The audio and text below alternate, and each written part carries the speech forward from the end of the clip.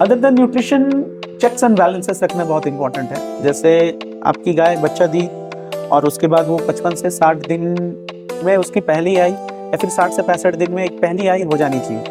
कोई बात नहीं, आपने उस हीट में नहीं आई, कोई बात नहीं, 75 दिन 75 डेज तक वेट करिए। लेकिन अब जो है उनको एक टारगेट रखना चाहिए कि मेरी जो गाय है पहली बार जो 90 डेज तक तो ब्रेड हो जानी चाहिए एटलीस्ट। मास्टाइटिस में जो है, आप जैसे हम फार्म्स पे क्या करते हैं कि हमने एक प्रोटोकॉल बना रखा है कि हम हर 10 डेज पे हम एक CMT करते हैं, कैलिफोर्निया मास्टाइटिस टेस्ट कहते हैं जिसको, तो वो हमें एक अर्ली इंडिकेशन दे देता है।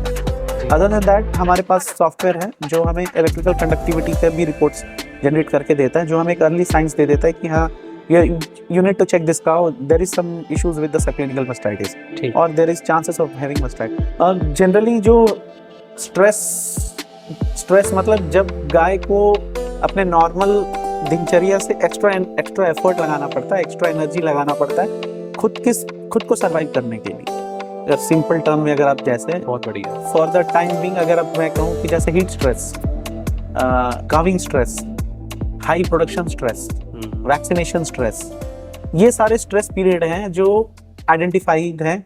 थोड़ा सा अभी रिप्रोडक्शन के ऊपर आते हैं। तो वैसे तो आपने काफ़ी एक्सप्लेन ऑलरेडी कर दिया कि nutrition is directly related to reproduction success also, but फिर भी एक डेयरी फार्म में, एक मीडियम साइज या बड़े साइज के डेयरी फार्म में रिप्रोडक्शन रिलेटेड कॉमनली चैलेंजेस क्या क्या आते हैं हमें? कॉमनली जो चैलेंजेस आते हैं, अगर मैं starting from the dry period से ट्रांजिशन से स्टार्ट करता हूँ। ट्रांजिशन वो होता है जो 21 days before calving and 21 days after, हाँ जी, जो क्लोजअप और फ्रेश। जी। अगर आपने ये 42 डेज और इससे क्लोजअप से पहले का 20 डेज 60 डेज अगर आपने ये प्रॉपरली न्यूट्रिशनल बैलेंस कर लिया है, हाँ जी, then you have one 60 to 65% of the war. अभी रिप्रोडक्शन से प्रॉब्लम कैसे आते हैं? अगर आपने, मैं फिर वही न्यूट्रिशन पे आ जाता हूँ कि अगर आपने प्रॉपर डाइट में आपने calcium related, micro minerals related, carbohydrate related balance नहीं किया है, तो आपको उसका इफेक्ट क्या होगा कि जो आपकी काविंग है वो तो प्रॉपर काफ बॉडी वेट आएगा नहीं, आपकी जो एनिमल है वो रिटेंशन ऑफ प्लेसेंटा में चली जाएगी, मेट्राइटिस में चली जाएगी। अब आप उसको ट्रीटमेंट करने के चक्कर में आपका जो काविंग होने के बाद, बच्चा देने के बाद जो गाय हीट में आती है 55 से 60, हीट में तो आ जाती है 21 से 22 दिन में, लेकिन हम जो AI करते हैं 55 से 60 दिन के बाद, वो आपका टाइम पीरियड बढ़ेगा, ओपन डेज बढ़ेगा। जैसे आपका ओपन डेज बढ़ेगा तब आपकी इंटरकाविंग पीरियड बढ़ेगी, जैसे आपकी इंटरकाविंग पीरियड बढ़ेगी देन यू आर सारी कॉस्ट बढ़ गई, then you are incurring more cost. तो जो फार्मर्स हैं वो इस तरह की कॉमन रिप्रोडक्शन रिलेटेड जो प्रॉब्लम्स हैं उनसे बचने के लिए एक तो न्यूट्रिशन प्रॉपर रखें, उसके अलावा और वो क्या कर सकते हैं जिससे उनका इंटरकाविंग पीरियड भी कंट्रोल रहे या ही डिटेक्शन टाइम पर हो और सक्सेसफुल AIs भी हो जाए, अदर देन न्यूट्रिशन? और वो क्या कर सकते हैं? Other than nutrition, checks and balances रखना बहुत इंपॉर्टेंट है। जैसे आपकी गाय बच्चा दी और उसके बाद वो 55 से 60 दिन में उसकी पहली आई, या फिर 60 से 65 दिन में एक पहली आई हो जानी चाहिए। कोई बात नहीं, आपने उस हीट में नहीं आई, कोई बात नहीं, 75 दिन 75 डेज तक वेट करिए। लेकिन अब जो है उनको एक टारगेट रखना चाहिए कि मेरी जो गाय है पहली बार जो 90 डेज तक तो ब्रेड हो जानी चाहिए एटलीस्ट। ठीक है। और उनको एक टारगेट लेना चाहिए कि चल बहुत से ज्यादा ही डिले हुआ, 2 बार 3 बार रिपीट कर गई, फिर भी 150 डेज इन मिल्क तक वो गाय कंसीव कर जानी चाहिए। एवरेज जो अच्छे फार्म्स है वो टारगेट 120 दिन का लेके चलते हैं जी। अगर हम 120 दिन अचीव कर दिए then we are doing better. लेकिन जहाँ पे किसानों को दिक्कत आ रही है या फिर फार्मर्स को दिक्कत आ रही है, 120 डेज अचीव नहीं है, 150 डेज, 140-50 डेज मैक्सिमम। उसके बाद then you have to do something with the cow. Either you have to take on the hormonal protocol, you have to get something, you have to get the cow pregnant. And if the cow is not becoming pregnant when she is in milk, by 220 days she is in milk and she has not become pregnant, it is better to let off the cow. आप बेच दीजिए, वो आपके लिए farm के लिए economical नहीं है। ये यहाँ पे एक इम्पॉर्टेंट आपने थोड़ा मैथमेटिकली बताया कि 120 डेज का क्यों रखा जाता है, क्योंकि ऑलमोस्ट 280 डेज का उसका प्रेगनेंसी पीरियड है, तो 120 + 280 वो जो नंबर आया वो लगभग 13-14 मंथ्स के आसपास चला। 13 to 14 मंथ्स के बीच में आया। तो 14 मंथ्स के बाद दोबारा उसको काविंग होना ही चाहिए, हो जाना चाहिए। अगर वो उससे और लेट हो रहा है तो फिर वो काऊ हमारे लिए प्रॉफिटेबल नहीं है, है ना। हम एक कमर्शियल डेयरी फार्मिंग की सेंस में बात कर रहे हैं, nothing to hurt any sentiments of anybody, but when we talk about commercial dairy farming तो numbers count. नहीं, it's just that you sell to that cow because individual farmers can take much better. छोटा farmer जो है वो आप AI कर रहे हो, वो उसको दूध देती रहेगी, वो उसको दूध देती रहेगी। आप एआई कर रहे हो, वो they can use natural bulls, chances of conception बढ़ेगी आप उसके एंड पे। जी। और जैसे फार्म पर लेमनेस और मेस्टाइटिस, ये दो बड़ी कॉमन बीमारियां होती है। अगर आप थोड़ा सा ब्रीफ में बता पाएं कि इनके अर्ली साइंस क्या हैं, जल्दी से कैसे फार्मर पहचान ले कि ये लेमनेस की तरफ बढ़ रही है या अब इसको मेस्टाइटिस हो सकता है। अब जैसे काऊ की जो नॉर्मल जो वॉकिंग पोस्चर है, सबसे पहले तो जो उनका जो बैक है वो एक हम शेप बनाना शुरू करेगा, और काऊ जो है नॉर्मल वॉकिंग पोस्चर नहीं करेगी। तो वैसे अगर नॉर्मल गाय है तो उसका बैक का वो बैक स्ट्रेट रहेगा, दैट विल बी स्ट्रेट रहेगा। एंड इफ अगर ये थोड़ा कर ले रहा है, मतलब आपको देखना पड़ेगा कि कुछ ना कुछ दिक्कत है, या तो उसके लेम में प्रॉब्लम है, हूफ में प्रॉब्लम है। जो उसकी बैकबोन है वो सीधी ना होके थोड़ी सी आर्च में आ जाएगी, हाँ, और वो धीरे धीरे फिर लिंपिंग भी स्टार्ट हो जाएगी। जी। और मस्टाइटिस में जो है, आप जैसे हम फार्म्स पे क्या करते हैं कि हमने एक प्रोटोकॉल बना रखा है कि हम हर 10 डेज पे हम एक CMT करते हैं, कैलिफोर्निया मस्टाइटिस टेस्ट कहते हैं जिसको, तो वो हमें एक अर्ली इंडिकेशन दे देता है।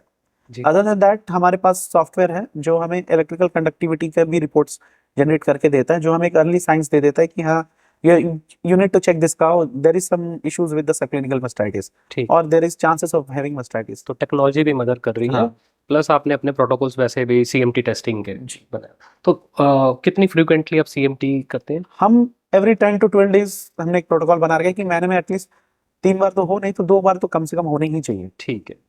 उसमें गाय जल्दी से पकड़ में आ जाए। हाँ जी, ठीक है। और इसी तरह से जो कोई और इन्फेक्शन रिलेटेड डिसीजेज होती हैं, उनकी प्रोटेक्शन जो है वो सिर्फ वैक्सीनेशन ही है या कुछ और भी हम कर सकते हैं? इन्फेक्शन रिलेटेड जैसे जनरली हम जो वैक्सीन करते हैं डेयरी फार्म्स में, फुट एंड माउथ डिजीज की करते हैं जी, haemorrhagic septicaemia, black water, brucellosis. IBR की वैक्सीन थी पहले, अब अवेलेबल नहीं है, तो हम IBR की भी करते थे। As such these are the general vaccine जो हम करते हैं फार्म पे। और repeat breeding, mastitis, other than that इसी में आपकी सारी डिजीज कवर हो जाती है फार्म्स में। ठीक है। So now let us talk little bit about the stress management। तो बड़ा कॉमनली बोला जाता है वो गाय हमारी स्ट्रेस में आ गई थी इसलिए उसका प्रोडक्शन कम हो गया या कुछ और प्रॉब्लम आ गई। हाउ कैन आई आइडेंटिफाई कि वो गाय स्ट्रेस में? जनरली जो स्ट्रेस मतलब जब गाय को अपने नॉर्मल दिनचर्या से एक्स्ट्रा एफर्ट लगाना पड़ता है, एक्स्ट्रा एनर्जी लगाना पड़ता है खुद को सरवाइव करने के लिए। अगर सिंपल टर्म में अगर आप जैसे, बहुत बढ़िया, फॉर द टाइम बिंग अगर अब मैं कहूँ कि जैसे heat stress, calving stress, high production stress, vaccination stress, ये सारे स्ट्रेस पीरियड हैं जो आइडेंटिफाइड हैं, वहाँ पे स्ट्रेस होते ही होते हैं। जैसे हम अगर गाय को वैक्सीन कर रहे हैं, there is a vaccination stress जी। गर्मियों में हीट स्ट्रेस इज कॉमन, वो तो सबने सुन रखा है, हीट स्ट्रेस इज कॉमन। लेकिन अभी हमने और 3-4 तरह के जो स्ट्रेस बताए वो मैंने भी उनमें से कुछ टर्म्स पहली बार सुनी है। जैसे high production stress already because the cow has given a calf, हाँ जी, the she has to reach peak, she has to conceive at a proper time, जी जी जी, ये सारे मेंटेन करने हैं उसको, तो she is already in stress. तो अब यहाँ पे जो स्ट्रेस है, stress is a very broad term. अब यहाँ पे जो इंपॉर्टेंट रोल प्ले करता है हमारा cow comfort, how comfortable are you keeping the cow. बिल्कुल, if you keep the cow comfortable, she can overcome stress, but if you are not keeping the cow comfortable, you are adding more stress to the cow and thereby causing more problems. तो अब हमें अगर ये पहले से मालूम है कि ये 5-6 तरह के स्ट्रेस होते हैं और उसके लिए अगर हमारी टीम ट्रेंड हो उस स्ट्रेस को मिनिमाइज करने के लिए या वो पहचानने के लिए, तो आई थिंक गाय की वेलफेयर बनी रहेगी। बिल्कुल, और वो स्ट्रेस से बची भी रहेगी, या अगर आई भी है स्ट्रेस में तो बहुत जल्दी वो रिकवर कर जाएगी और हमारा जो लॉस होना है प्रोडक्टिविटी को लेके या रिप्रोडक्शन को लेके उससे हम बच जाएंगे। हाँ जी। जिस तरह से अभी क्लाइमेट चेंज आ रहा है, गर्मियों में गर्मी बहुत ज़्यादा होने लग गई है, सर्दियों में सर्दी लेट शुरू होती है लेकिन जब आती है तो एकदम सडनली शुरू हो जाती है, या कई बार और मतलब क्लाइमेटिक चेंजेस। तो क्या जो पुराने हमारे प्रैक्टिसेस चलती आ रही हैं, अब क्या उनमें छोटी मोटी मॉडिफिकेशंस की ज़रूरत है, या आप ऑलरेडी अब उस हिसाब से अपने आप को एडवांस कर चुके हैं? आई मीन क्लाइमेटिक चेंजेस को हैंडल करने के लिए जो चेंजेस पहले हम एक्सपेक्ट नहीं करते थे, लेकिन अभी अचानक से कुछ भी वेदर कंडीशन हो जाती है। Here you have to take the help of technology. Technology in the sense you have to मतलब come coming to the data like temperature and humidity. जी जी। टेम्परेचर ह्यूमिडिटी इंडेक्स एक कॉमन टर्म है जो हम फार्म पे use करते हैं THI एनालाइज करने के लिए। तो टीएचआई आपको हेल्प करेगी कि अब जैसे अभी जैसे हमारा विंटर चल रहा है, then the THI is around 65 to 70। जब भी और ठंड जाएगी तो 60 to 65 रहता है। जी जी। But when it is hot and humid it goes 85, 88, 89, 90. The more it crosses beyond 70, जी the cow is becoming more stressful. So आपको एक डेटा तो एक जनरल डेटा आजकल मोबाइल में भी टेम्परेचर और ह्यूमिडिटी आ जाती है। हाँ जी। अगर आपको टेम्परेचर एंड ह्यूमिडिटी की डेटा मिल जाती है कि हाँ आज टेम्परेचर ह्यूमिडिटी, उसका एक ग्राफ है कि आज ये 75 है, means my cow needs extra attention. और मेरे ख्याल से अभी तो हम अपने मोबाइल पर अगले 7-10 दिन का वेदर, एक्सपेक्टेड वेदर देख सकते हैं जी, और THI क्या रहेगा वो भी देख सकते हैं। तो आप एक्स्ट्रा मतलब प्रायर एफर्ट लगा सकते हैं काउस को कंफर्ट देने के लिए।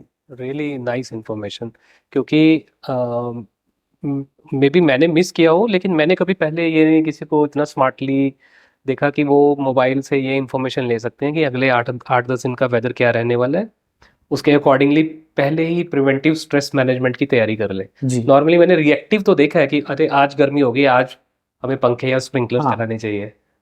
That's nice, that's nice.